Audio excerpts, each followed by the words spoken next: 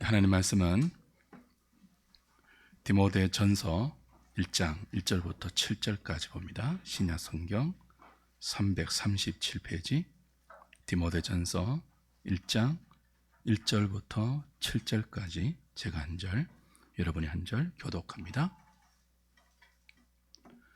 우리 구주 하나님과 우리의 소망이신 그리스도 예수의 명령을 따라 그리스도 예수의 사도된 바울은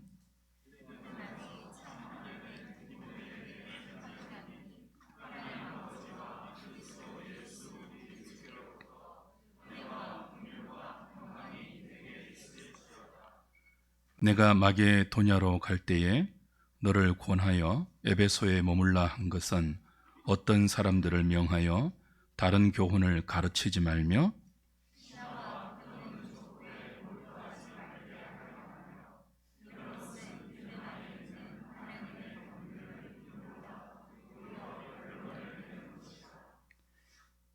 이 교훈의 목적은 청결한 마음과 선한 양심과 거짓이 없는 믿음에서 나오는 사랑이거늘 사람들이 이에서 벗어나 헛된 말에 빠져 율법의 선생이 되려 하나 자기가 말하는 것이나 자기가 확증하는 것도 깨닫지 못하는도다.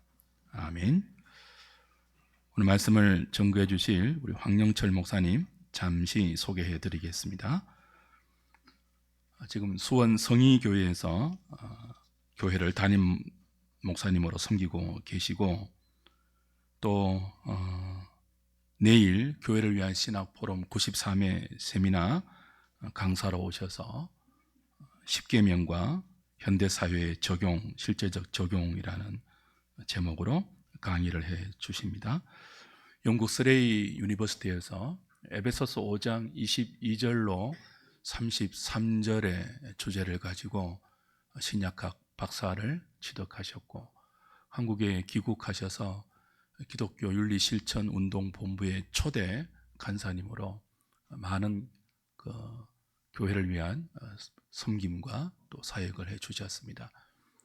저서로 성령과 윤리, 구원과 윤리 등 약 15권의 책이 있고요. 또 번역도 많이 하셨는데 존 스타트의 대표적인 그리스도의 십자가, 그리스도와 십자가라는 책이 있습니다. 제가 서울에서 교육전도사로 청년부를 지도할 때 이 책을 가지고 스터디를 한 적이 있고 많은 유익을 누린 적이 있는데 저는 그 책을 번역하신 분이 황영철 목사님인 줄 오늘 알았어요. 그 황영철이 오늘 강단의 말씀을 선포하는 황영철 목사님이더라고요.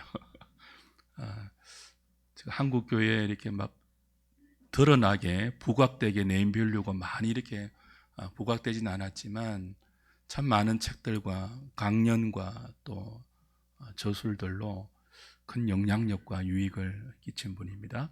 제가 저번 교회를 위한 신학 포럼 때 대구 지부에서 한 신학 포럼을 들을 때 제가 너무 은혜를 받아서 이번에 해주세요라고 제가 청을 했어요. 그래서 오늘 저는 많이 하나님의 은혜를 기대하고 있고 우리 교회 주실 하나님의 큰 말씀의 꼴들을 또 기대하고 있습니다. 우리 목사님 오셔서 사랑하라라는 제목으로 말씀 전해 주실 때 큰 은혜 받으시기 바랍니다.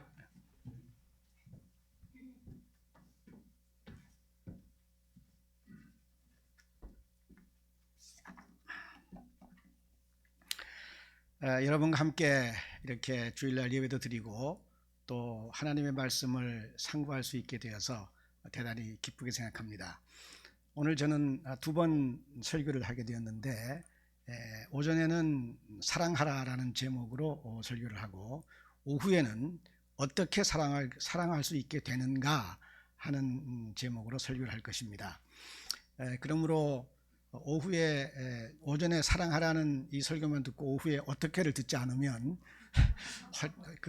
오전에 들은 설교도 다 별 효과가 없을 수 있으니까 오전 오후에 꼭 참석하셔서 오전에 사랑하라는 설교와 함께 오후에는 어떻게 사랑하게 될 수 있는가 하는 것까지 꼭 같이 배우시기 바랍니다.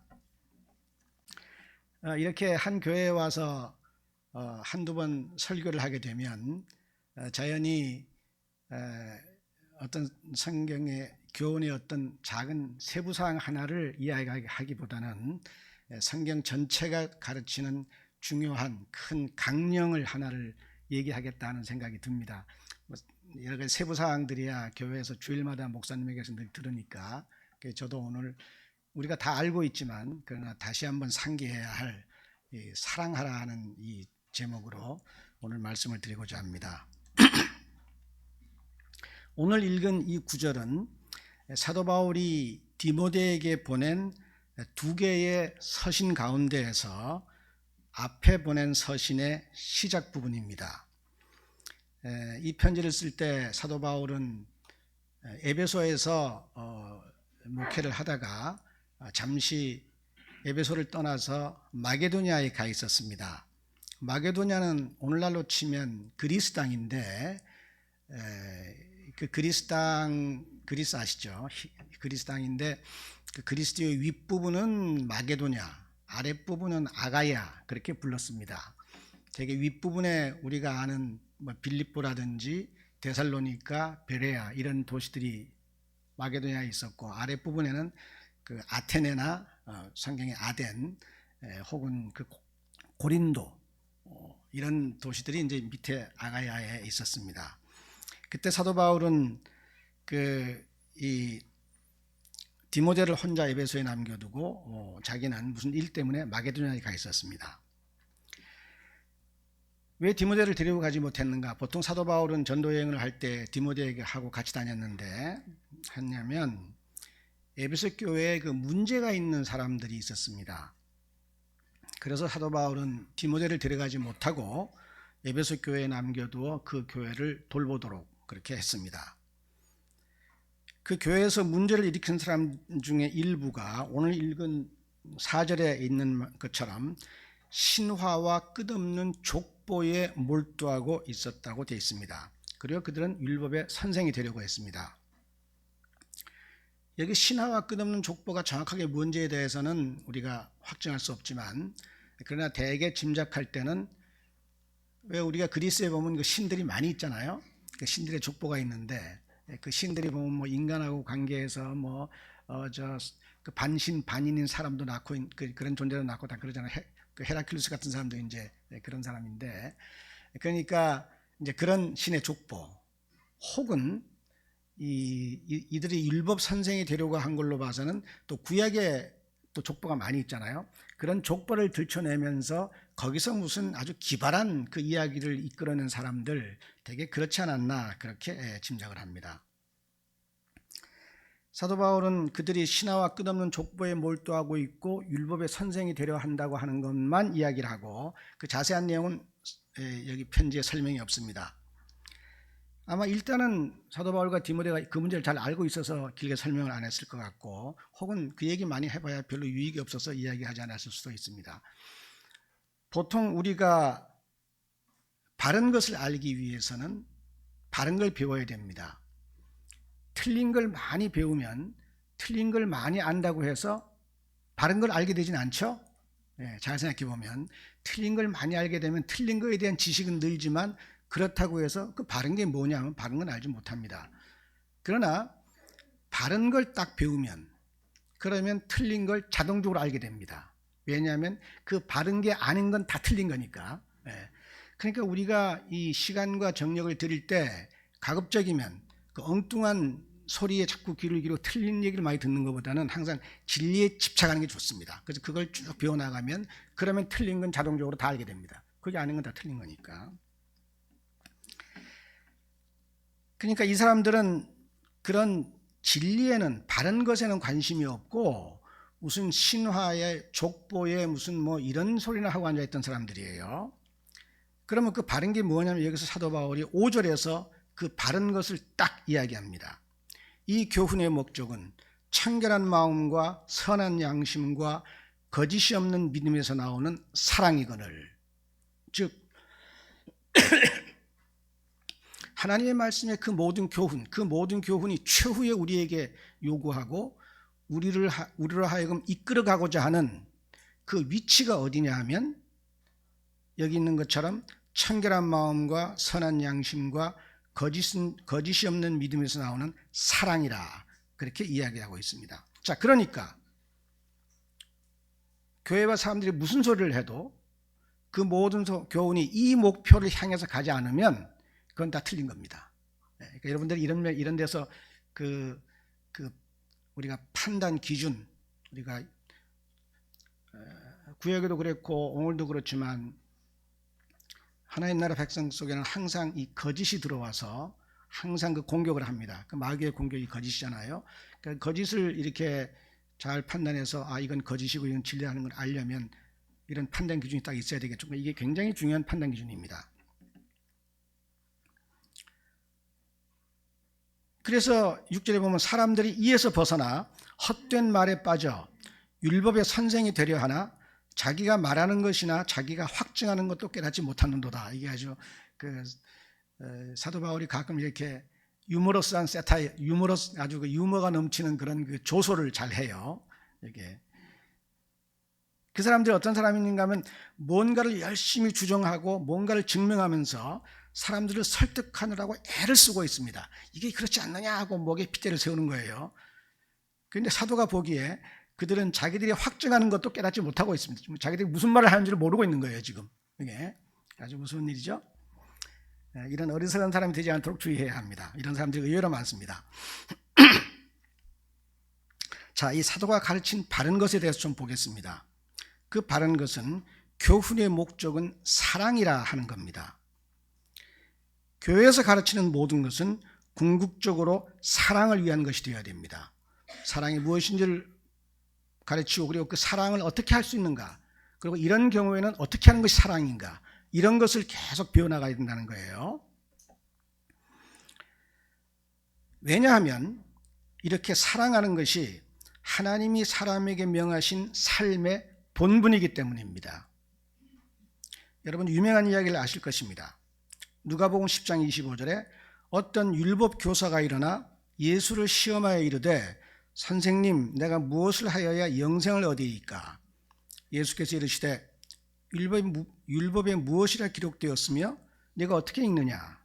대답하여 이르되 내 마음을 다하며 목숨을 다하며 힘을 다하며 뜻을 다하여 주 너의 하나님을 사랑하고 또한 내 이웃을 내 자신같이 사랑하라 하였나이다. 이 구절에서 율법사가 인용했고 예수님께서 그렇다고 인정하신 그 두 구절은 잘 아시겠지만 구약에서 온 것입니다. 신명기 6장 5절에 보면 너는 마음을 다하고 뜻을 다하고 힘을 다하여 네 하나님 여호와를 사랑하라 하는 구절이 있고 이걸 율법사가 인용했죠. 레위기 19장 18절에 보면 원수를 갚지 말며 동포를 원망하지 말며 네 이웃 사랑하기를 네 자신과 같이 사랑하라. 나는 여호와이니라. 바로 이것이 율법과 선지자의 대강령입니다. 이 말은 뭐냐면 구약의 모든 가르침을 한마디로 딱 요약한다면 이게 된다는 거예요. 그리고 이 원리가 좀 더 구체적으로 표현된 것이 10계명입니다. 그래서 1, 2계명에서부터 4계명은 하나님에 대한 사랑을 실천하는 방법을 가르치고, 그러니까 대원칙은 사랑하라. 그리고 그럼 하나님을 사랑하라는 건 어떻게 하는 것이며 이웃을 사랑하라는 것은 어떻게 하는 것이냐 하는 것을 좀 더 구체적으로 가르친 것이 10계명이에요.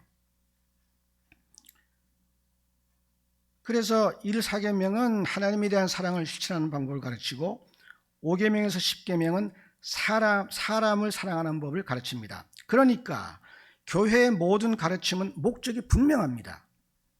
믿는 사람들로 하여금 자기의 모든 것을 다하여 하나님을 사랑하고 그리고 이웃을 자기 몸처럼 사랑하는 사람이 되도록 하는 것, 이것이 결국 모든 설교와 우리가 읽는 모든 경건서적과 모든 기독교 서적의 궁극 목적입니다. 이 목적을 명확하게 하고 가야 되는 거예요.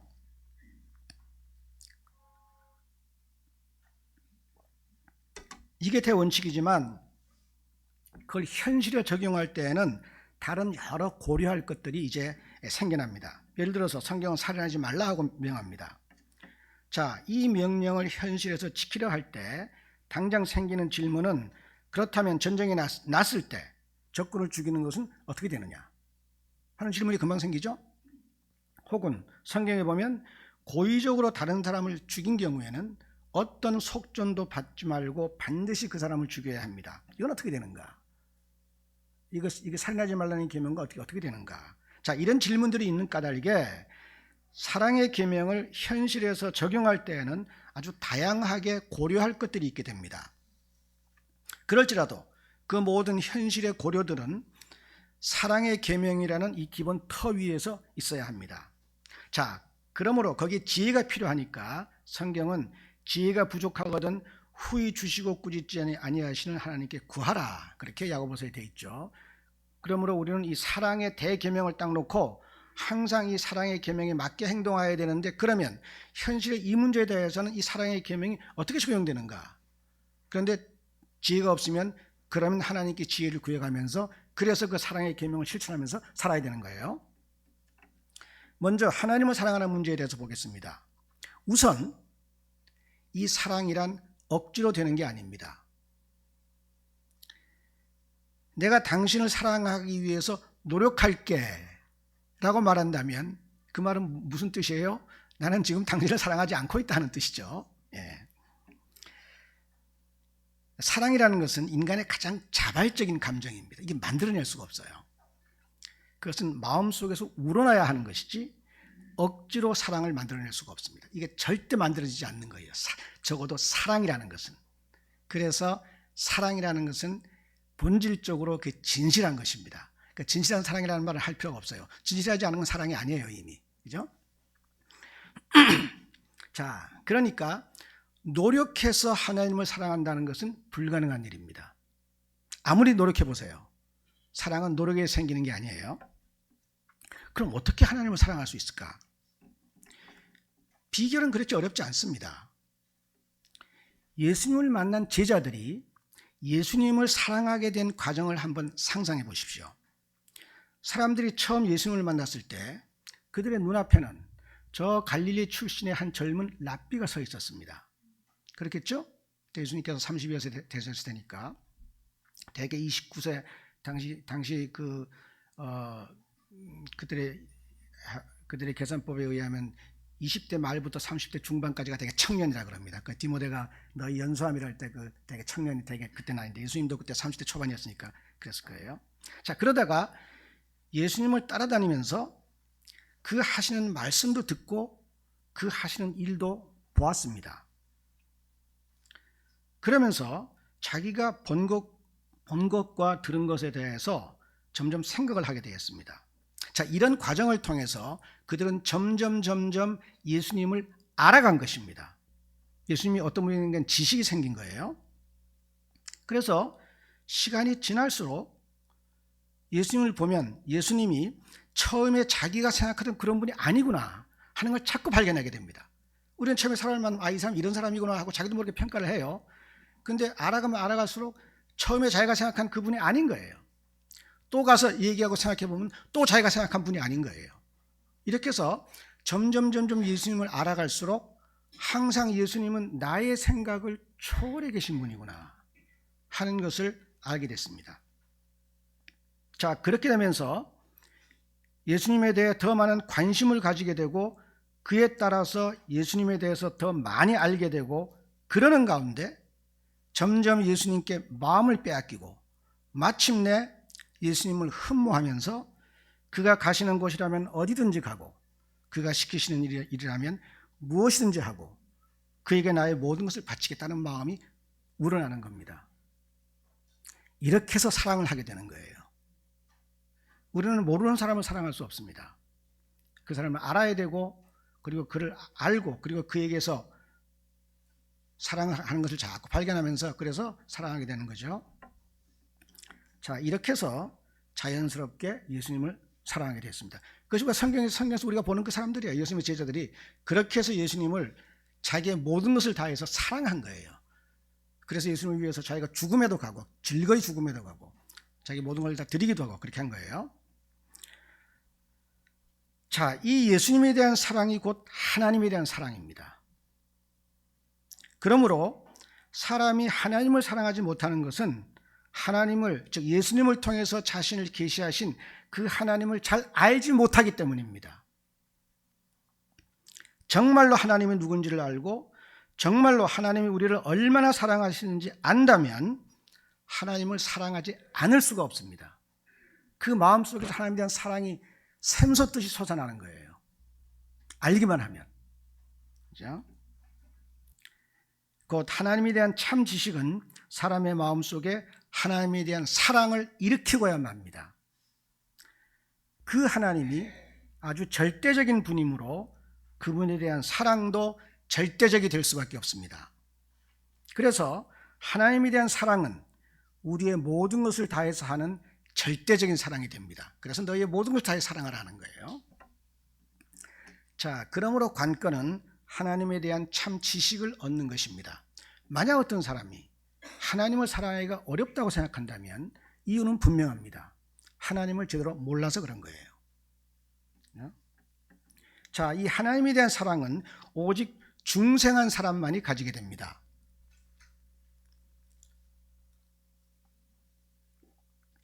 중생은 사람의 영혼 속에서 일어나는 일로서 우리 눈에 보이지 않습니다. 우리가 중생한 사람을 눈으로 보고 알 수는 없어요. 그러나 중생의 결과는 반드시 겉으로 드러나므로 우리 눈에 보입니다. 이렇게 두 가지 요소가 있습니다. 중생의 겉으로 드러나는 모습이, 첫째는 그가 종교 생활에 관심을 가지는 것입니다. 가장 중요한 것은 예배에 참석하여 내가 하나님께 예배해야 되겠다 하는 마음이 일어나는 거예요.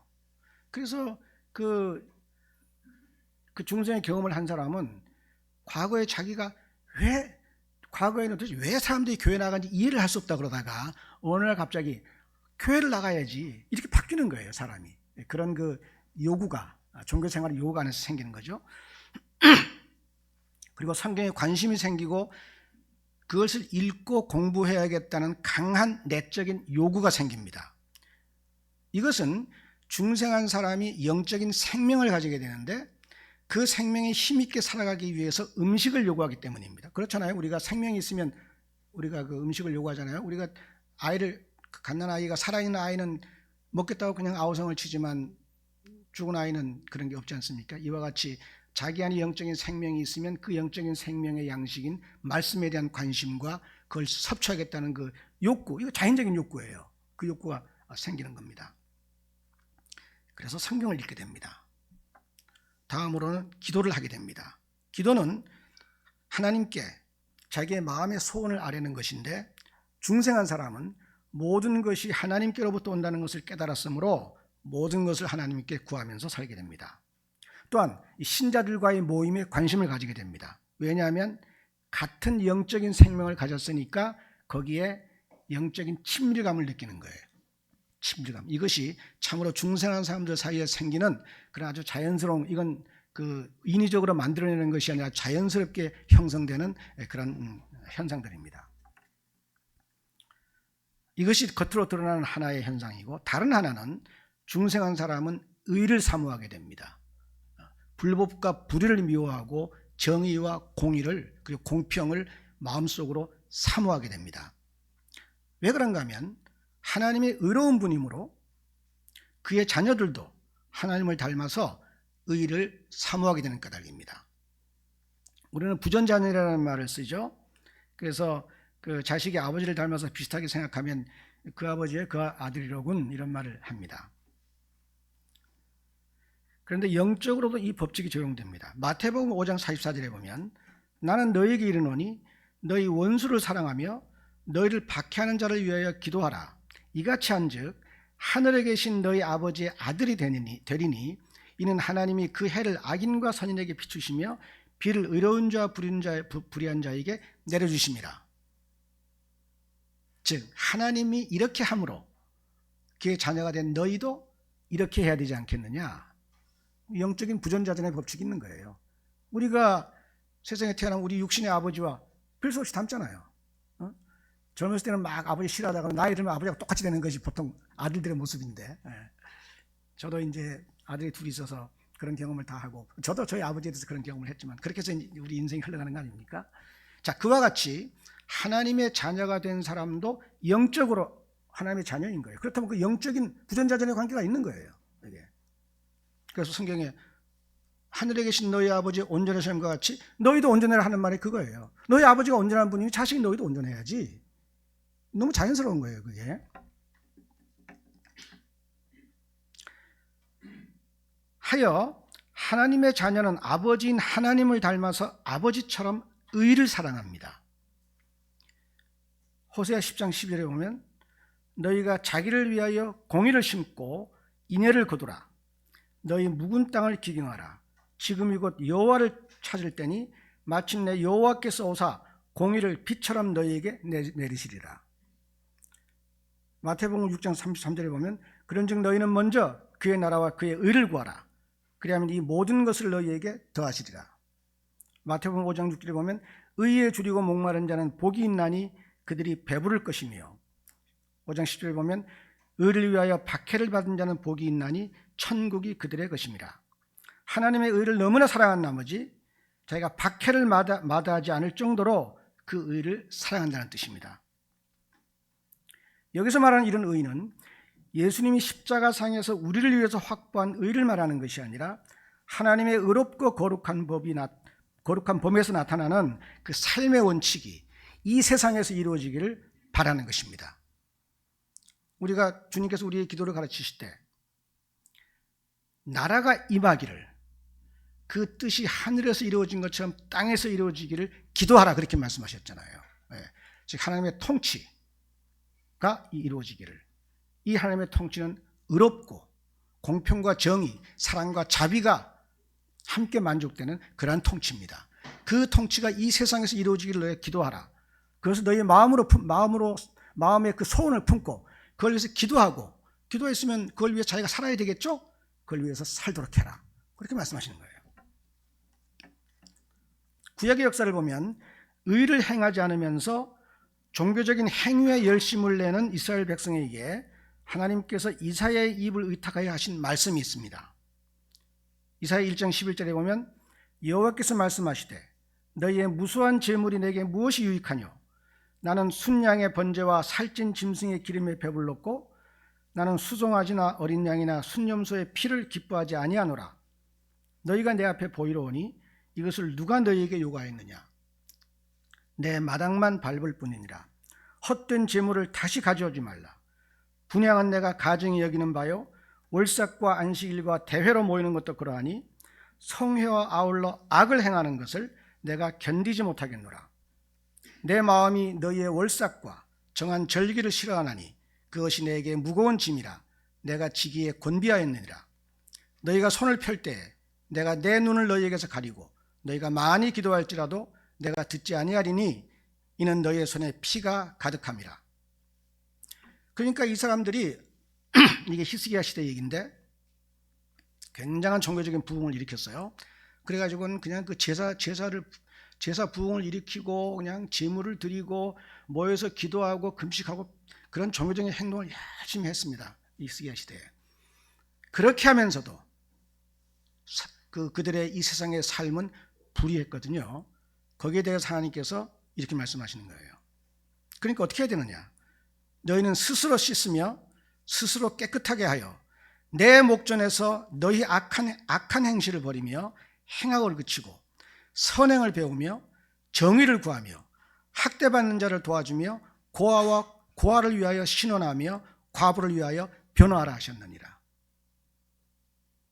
즉 그 많은 종교적인 예물 그리고 절기를 지키는 것, 월삭과 안식일로 모이고 하는 것, 그게 다 무엇을 위한 것이냐 하면 이렇게 하나님의 통치가 이루어져서 거기에 의가 이루어지는 사회를 만들기 위해서 그런 일을 했는데 너희는 손에 피를 묻히고 고아와 과부를 무시하고 그리고는 뇌물을 써서 재판을 굽히고 그렇게 하면서 내 앞에 와서 아무리 재물을 바쳐가 봐야 그다음 무슨 필요가 있느냐? 그 얘기예요, 이게. 그렇죠? 그러니까 종교 생활에는 열심이지만 의를 사모하지 않는 사람은 중생의 증거가 없다고 보아야 합니다.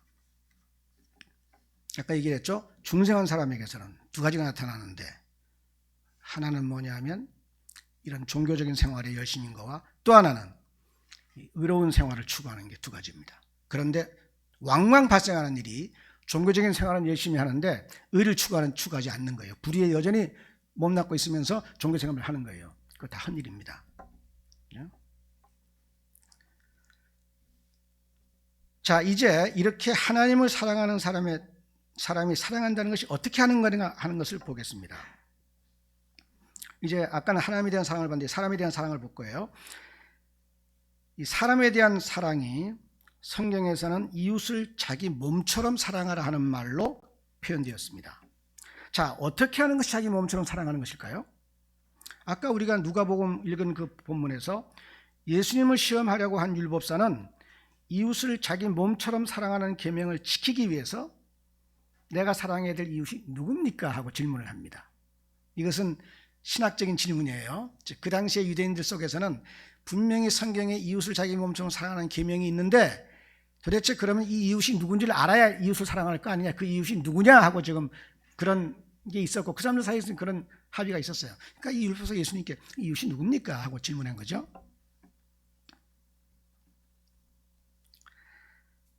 자, 그 질문에 대한 답변으로 예수님께서 하신 말씀이 그 유명한 선한 사마리아인의 비유입니다. 그렇죠?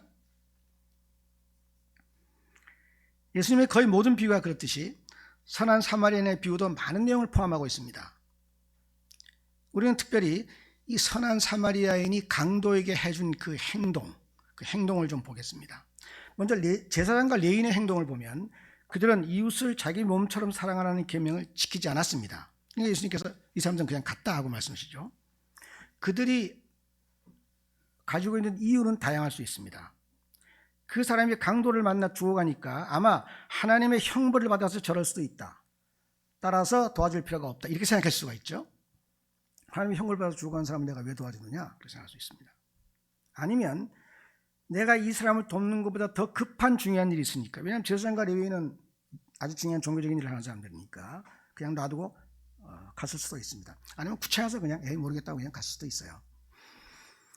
동기가 무엇이든지 이들이 행한 행동은 결국 강도를 만난 사람을 자기 몸처럼 사랑하지 않은 것입니다. 그러면 그들이 강도 만난 사람을 자기 몸처럼 사랑하지 않았다는 것이 무슨 뜻인가 하면 그 뜻은 분명합니다. 만약에 입장을 바꿔서 제사장과 레위인이 강도를 만나서 길가에 쓰러져 있었다고 가정해 보십시다. 자, 그러면 강도를 만나 쓰러져 있는 제사장과 레위인은 지나가는 사람이 지나갈 때 그 사람을 보면서 무엇을 바라겠어요? 당장 자기가 죽어가니까 자기에게 응급처치를 해주기를 바랄 거 아니에요? 그럼 자기가 움직이지 못하니까 자기가 쉬면서 회복하여 스스로 움직여서 자기가 가야 할 것까지 갈 수 있도록 그렇게 누군가 공급해 주기를 바랄 거 아니에요. 자기가 만약 그 일을 당하고 있었으면. 그렇죠? 만약 제사장이나 레위인이 강도를 만나 길가에 쓰러져 있었다면 그는 지나가는 사람이 그렇게 해주기를 원했을 것입니다.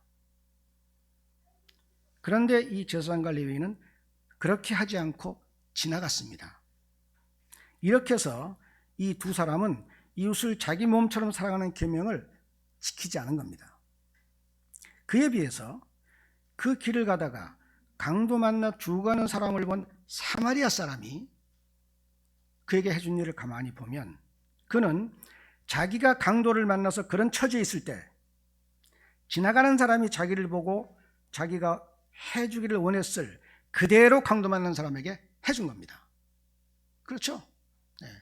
응급처치를 해주고 그가 당장 더 이상 악화되지 않도록 해주고 자기는 갈 길을 가야 되니까 그러나 이 사람을 움직이지 못하니 자기 나귀에 태워서 그래서 쉴 수 있는 여관까지 데려다 주고 그리고는 그 여관 주인에게 이 사람을 잘 돌봐주시오. 그가 스스로 이제 나아서 갈 때까지 잘 돌봐주시오.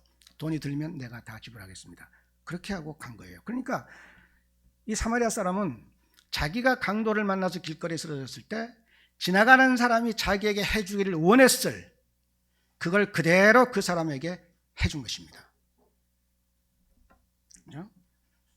그러니까 사마리아의 행동은 그 이웃을 자기 몸처럼 사랑한 거예요. 그리고 자기가 남에게 대접을 받고자 하는 죄로, 즉 자기가 그 지나가는 사람에게 받고자 하는 대접을 그대로 강도에게 해준 거 아니에요. 남에게 해준 것입니다. 따라서 이 제사장과 레위인은 네가 남에게 대접을 받고자 하는 대로 남을 대접하라는 그 황금률을 어긴 것입니다. 자기들이 그런 처지에 있었다면 지나가는 사람이 자기들에게 해주기를 원했을 대접을 그에게 해주지 않은 겁니다. 그러니까 이웃을 내 몸처럼 사랑하라는 명령을 좀 더 구체적으로 말하면 황금률이 됩니다. 이것이 예수님의 말씀에서 분명해집니다. 마태복음 7장 12절에 보면 그러므로 무엇이든지 남에게 대접을 받고자 하는 대로 너도 남을 대접하라. 이것이 율법이요 선지자니라. 율법이요 선지자라는 말은 예수님 당시 구약 성경을 전체적으로 가리키는 관용어였습니다. 우리는 구약 거지만 그 당시에는 율법과 선지자 혹은 시편 뭐 이런 식으로 얘기를 했어요. 즉 구약 성경에서 하나님께서 사람에게 요구하신 행동의 규범을 전체적으로 요약하면 바로 황금률이 된다는 겁니다. 야고보는 이것을 최고의 법이라고 했습니다. 야고보 2장 8절에 보면 너희가 만일 성경에 기록된 대로 네 이웃 사랑하기를 네 몸과 같이 하라 하신 최고의 법을 지키면 잘하는 것이거니와 이렇게 얘기를 했어요. 사도 바울도 그런 의치의 말을 했습니다. 피차 사랑의 빛 외에는 아무에게든지 아무 빛도 지지 말라. 남을 사랑하는 자는 율법을 다 이루었느니라. 자, 이렇게 이웃을 자기 몸처럼 사랑하라는 이 계명과 황금률을 놓고 가만히 생각해 보면 이게 대단히 의롭고 공평한 일이라는 것을 알게 됩니다. 이게 의로운 법이에요. 그래서 이 사랑의 법은 사실은 그 사랑의 법에서 의와 사랑이 그 조화를 이룹니다. 자, 이웃사랑의 계명 황금률은 결국 의롭게 행동하라는 뜻입니다. 우리나라에 흔히 있는 소위 말하는 갑질에 대해서 보십시다. 식당에 가면 음식을 서빙하는 사람들이 있습니다. 그런데 이상하게 그런 사람들을 은근히 무시하면서 말을 놓거나 반말을 하거나 그런 사람들을 함부로 대하는 사람들이 있습니다. 자, 이런 행동이 이웃사랑의 계명 곧 황금률을 어기는 대표적인 경우입니다. 그런 경우에 사람은 이렇게 생각해야 됩니다. 만약 내가 식당에 가서 서빙하는 사람이고 자기가 식당에서 서빙을 하는 사람이에요. 그리고 저 서빙하는 사람이 고객이 되어서 나에게 음식을 주문하고 나의 서빙을 받는다면 그렇다면 나는 그가 나에게 어떻게 해주기를 원할까? 이렇게 생각을 하라는 거예요. 그죠? 절대로 식당에서 서빙한다고 무시하거나 반말을 찍찍하거나 하기를 원치 않을 것입니다. 자기가 그런 대접을 받기를 원하는 사람이 세상에 어디 있겠어요? 그렇다면 나도 서빙하는 사람에게 그렇게 하면 안 되는 겁니다. 이게 황금률이에요. 이게 어려운 말이 아니에요. 예. 작은 봉사에도 감사의 표시를 하고 그리고 음식을 하나 주문하더라도 부드럽고 공손하게 주문하고 그래서 그 사람이 비록 식당에 가서 어려움 때문에 그렇게 일을 하고 있지만 그 일에서 자기가 기쁨을 느끼고 이 사람이 나의 봉사를 통해서 이 사람이 이렇게 행복해하는구나 하는 걸 느낄 수 있도록 해줘야 될 거 아니에요. 그래야 그 사람들이 자기 하는 행동에서 무슨 위로를 받고 자기 삶의 의미를 발견하고 힘있게 살 수 있는 힘을 얻을 거 아니에요. 그 어려운 사람들이. 그렇죠? 자, 그렇게 되면 서로 좋은 분위기를 만들어야 됩니다.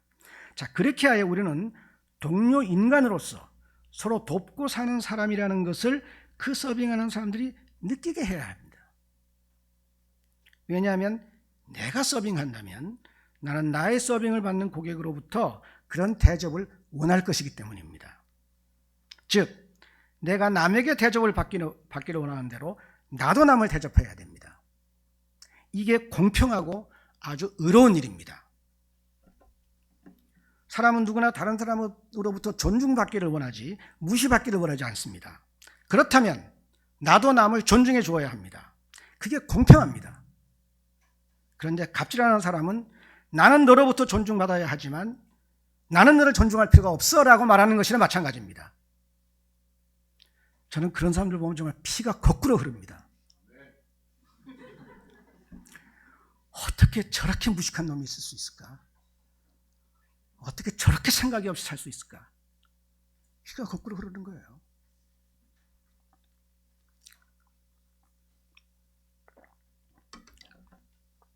자, 이 원칙을 놓고 10계명에서 이제 사람에 대한 계명을 생각해 보십시다. 모든 부모는 자녀가 자기를 공경하기를 바랍니다. 세상에 자기가 부모가 되었을 때 자식이 자기를 공경하지 않기를 바라는 사람은 없을 것입니다. 자, 그렇다면 내가 내 자녀가 나를 공경하기를 바란다면 나도 부모가 살아계시다면 그 부모를 공경해야 합니다. 나는 부모를 공경하지 않으면서 자식이 나를 공경하기를 바란다면 그건 불공평한 거죠. 그런 게 불의하다는 거예요. 그런 게 의롭지 않은 거예요. 이 세상에 다른 사람이 자기를 미워하거나 저주하거나 죽이기를 원하는 사람이 어디 있습니까? 모든 사람은 다른 사람이 자기의 생명을 귀하게 여기고 자기 생명의 위기에 처하면 살려주기를 바랍니다. 그렇다면 자기도 그렇게 해야 합니다. 다른 사람은 자기의 생명을 살려야 하지만 자기는 다른 사람이 위험에 처했을 때 살리지 않아도 된다고 생각한다면 그건 제정신이 아닌 거죠.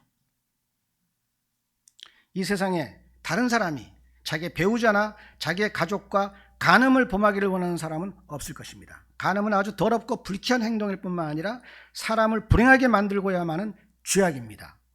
그렇다면 나도 다른 사람과 간음을 범하면 안 되는 겁니다. 다른 사람은 나의 가족, 친지와 간음을 범하면 안 되지만 나는 다른 사람의 배우자나 가족과 간음을 범해도 된다고 생각한다면 그건 대단히 불공평한 생각입니다. 우리는 물건을 도둑맞는 것이 얼마나 불쾌한 일인지 알고 있습니다. 이 세상에 다른 사람이 자기 물건을 훔쳐가기를 원하는 사람은 없을 것입니다. 그렇다면 나도 다른 사람의 물건에 손을 대면 안 되는 거예요. 우리는 다른 사람에게 속는 것이 얼마나 불쾌한 일인지 잘 알고 있습니다. 믿었던 사람에게 속았을 때 느끼는 배신감은 평생 상처가 되어서 사람의 마음속에 남을 수 있습니다. 그렇다면 우리도 다른 사람을 속이면 안 됩니다. 그런데 다른 사람은 나를 속이면 안 되지만 나는 다른 사람을 속여도 된다고 생각한다면 그것은 불의한 일입니다. 그런 게 바로 죄라는 거예요. 법을 어기는 거. 다른 사람이 나의 배우자나 나의 집이나 나의 재산에 눈독을 들이고 있다고 생각해 보십시오. 세상에 정말 끔찍한 일이죠. 그래서 성경은 이웃의 물건을 탐내지 말라고 한 겁니다. 내가 그것을 원치 않으면 나도 다른 사람의 소유를 탐내면 안 되는 겁니다. 한국 교회의 고질적인 문제 중에 하나가 교회에서 수군거리는 겁니다. 특별히 다른 사람이 없는 자리에서 그 사람에 대해서 평하거나 은근히 비난하는 일이 교회에서 자주 벌어집니다. 하지만 우리 중 누구도 자기가 없는 자리에서 다른 사람들이 자기 이야기를 하고 자기를 평가하고 비판하는 것을 원하지 않을 것입니다. 그렇다면 우리도 그렇게 하면 안 됩니다. 자, 이와 같이 10계명에서 사람에 관련된 계명은 결국 이웃을 자기 몸처럼 사랑하라는 최고의 계명을 현실에서 실천하려면 어떻게 해야 한다는 것을 좀 더 구체적으로 가르칩니다. 이 원리가 황금률입니다. 우리는 이 원리를 머릿속에 아주 콱 박아가지고 다져야 돼요. 언제 어디 가서 누구를 만나는지 무슨 일을 당하든지 과연 나는 내가 하고 있는 일이 저 사람이 나에게 해주기를 내가 바라는 그 일을 내가 하고 있는가. 항상 그 생각을 하고 그 원리 위에서 행동을 해야 됩니다.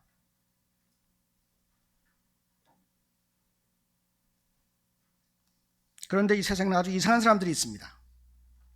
다른 사람이 자기를 무시하는 것에 대해서는 불같이 화를 내면서 자기는 다른 사람을 함부로 무시하는 사람이 있습니다. 그런 사람의 사고방식을 가만히 분석해 보면 두 가지 특징을 가지는데 첫째, 그는 불공평합니다. 자기가 남에게 대접을 받고자 하는 대로 자기도 남을 대접하는 것이 공평하고 의로운 것입니다. 그런데 자기는 남에게 좋은 대접을 받아야 하지만 자기는 남을 그렇게 대접할 필요가 없다고 생각한다면 일단 그것은 불공평하고 불의한 일입니다. 자, 그런 사람의 또 다른 특징은 특권의식입니다.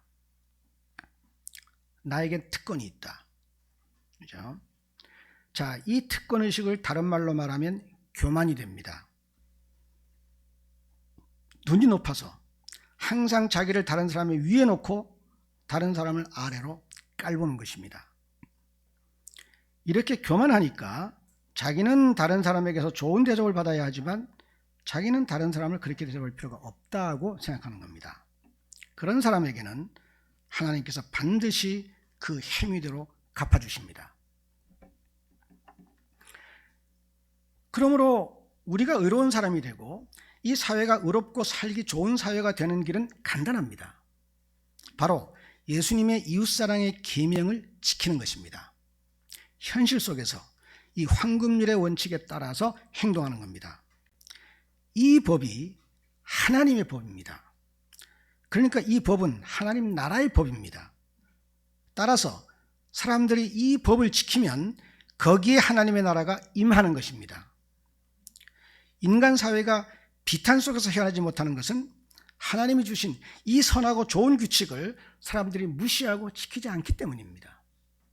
그래서 이 세상에 이렇게 전쟁과 이렇게 비극과 온갖 죄악이 난무하는 이런 세상이 된 거예요.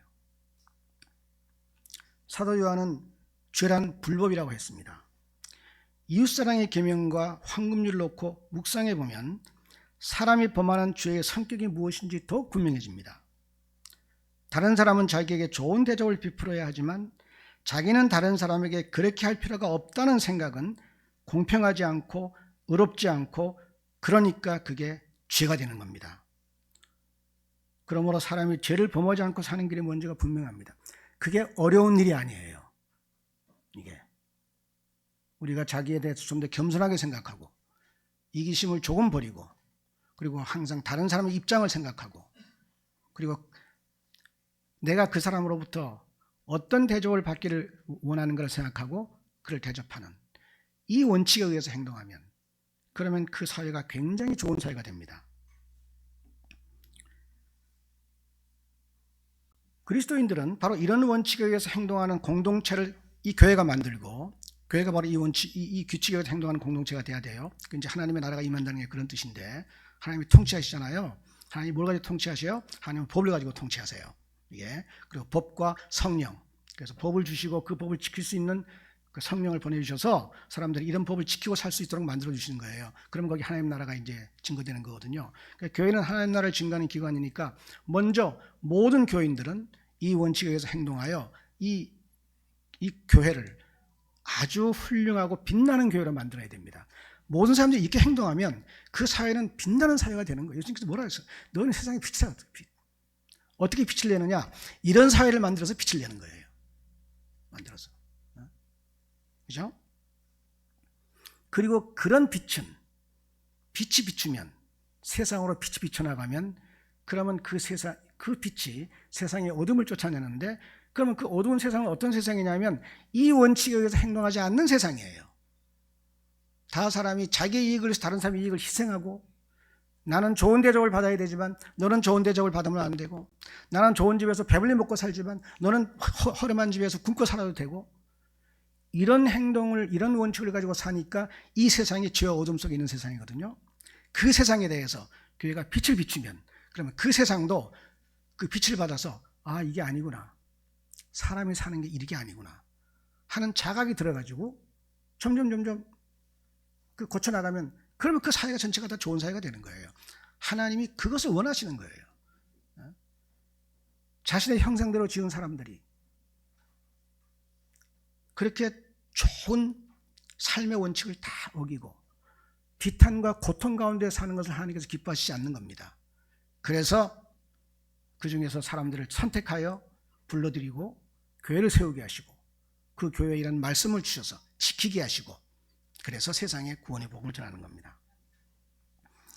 자, 오늘 읽은 본문의 사도는 이런 사랑을 실천하기 위해서 사람이 갖춰야 하는 내면 세계가 있다고 말합니다. 그게 뭐냐면 청결한 마음과 선한 양심과 거짓이 없는 믿음입니다. 뭐라 했어요? 청결한 마음과 선한 양심과 거짓이 없는 믿음에서 나는 사랑이거늘. 그러니까 이 말은 뭐냐면 이런 사랑을 실천하기 위해서는 그 사람의 속사람, 그의 속에 어떤 사람이어야 되는가 하면 그 마음이 청결해야 되고 마음 씀씀이가 선해야 되고 그리고 거짓이 없는 믿음이 있어야 한다. 그러면 거기서 이런 사랑이 흘러나온다. 그렇게 말했습니다. 오늘 오후에는 이 청결한 마음과 선한 양심과 거짓이 없는 믿음이라는 게 어떤 것인가 하는 것을 좀 더 살펴보겠습니다. 같이 기도하십시다.